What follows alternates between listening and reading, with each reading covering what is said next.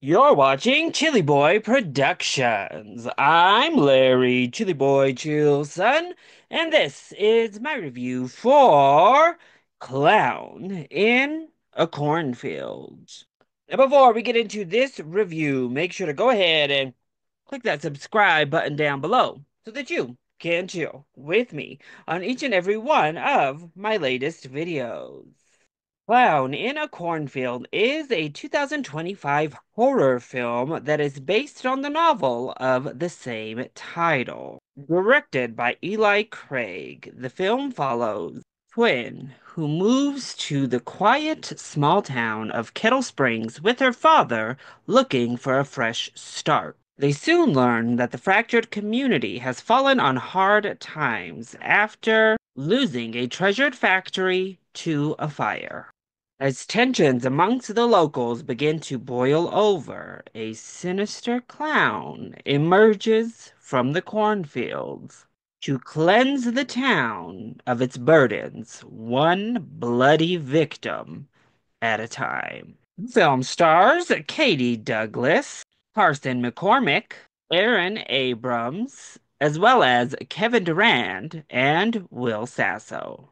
So I wasn't really aware of this upcoming slasher flick until I was just browsing the internet and saw that there's actually an early access showing of this coming up on Wednesday the 7th before the film gets a wide release Friday, May 9th. I was lucky enough to get a screener to watch Clown in a Cornfield, and as a slasher fan myself, I was really excited to see what this one had to offer. And ultimately, I think that this is a fun time that gives some new life and new energy to tried and true practices within the slasher formula.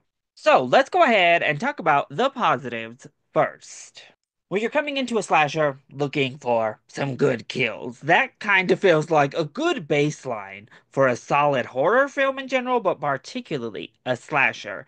And Clown in a Cornfield definitely delivers. It does not shy away from showing the kills. They are all bloody, blood-soaked. We have some inventive, fun moments that take place. It never goes over the top or gratuitous, but it remains a bloody good time throughout. And a positive that I wasn't expecting was actually the messaging and the social commentary and how it's woven into the film itself. This movie kind of plays out like two different halves. It delivers one part that sticks to the very core of a thriller. It hits the right beats it needs to hit, but ultimately feels quite safe and generic. But it's also part heavy commentary between generations on generational impact towards the world, really, and a commentary on how previous generations have left the state of the world for the new generation and how said new generation's responding, as well as how the older generations are responding. The big divide between, in this case, what feels like Gen X and Gen Z. You could maybe say boomers to Gen Z, but the age range of the adults is much more Gen X. But I really enjoyed how that is woven into the horror aspects of it all. At times it gets a little bit preachy, a little bit on the nose, particularly in the third act with some of the speeches, but the film's in on the fact that it's on the nose. I really enjoyed most of our characters, particularly our lead characters. I certainly enjoyed the queer spin that is given to one of our characters. Also, I loved Kevin Durand specifically in this film. Once again, just showing what a top tier character actor he is right now. And this is a nice, lean, mean 90-minute machine. It doesn't overstay its welcome. It doesn't try to over explain too much. We get to the kills, we get to the madness. It goes over the top in some of the best ways and some of the worst ways, if I'm being completely honest. But it's self aware to know what it's giving. So then, what doesn't work so well when it comes to Clown in a Cornfield? Well, while I enjoyed the social commentary, this definitely is a horror comedy in most aspects. I mean, this is from the director that brought us Tucker and Dale versus the Evil and Little Evil. So, of course, it's gonna be comedy infused. Unfortunately for me, personally, the comedy doesn't hit almost any of the time. I found the comedy to be a little bit cringe, a little bit eye-rolling, if we're being honest. And it didn't really work for me on that front. I also think it warrants itself to a lot of our side characters overacting quite a bit to give us these big, broad caricatures of who they're supposed to be. Thankfully, I'd say our main core have more depth to them that kind of saves it, but everybody else is really kind of like, oh, what's going on here?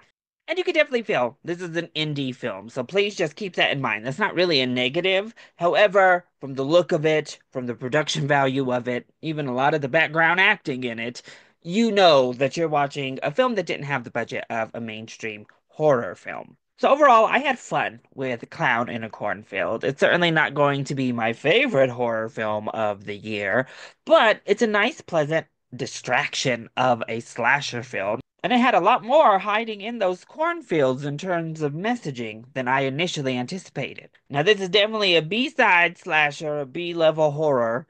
And for that reason, I think you can definitely wait for it to hit streaming. However, I do think it has enough over-the-top, ridiculous, fun moments that it's certainly worth seeing in a theater with fellow slasher fans. If anything, after I watched the film, I definitely found myself thinking this has some real potential to become a little sleeper cult hit with a devoted fan base that's ready to see Friendo return. And yeah, I know Friendo is punching the air, grabbing a weapon and heading over, seeing me sit in front of this camera talking about him right now. So that was my review for Clown in a Cornfield. I hope you enjoyed it. If you did, go ahead, click that like button down below and subscribe to the channel so that you are always up to date on all of my latest videos.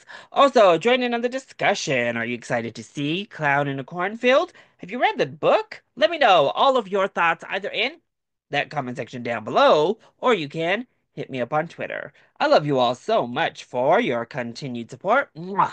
Thank you for watching, and we'll see you next time. Bye.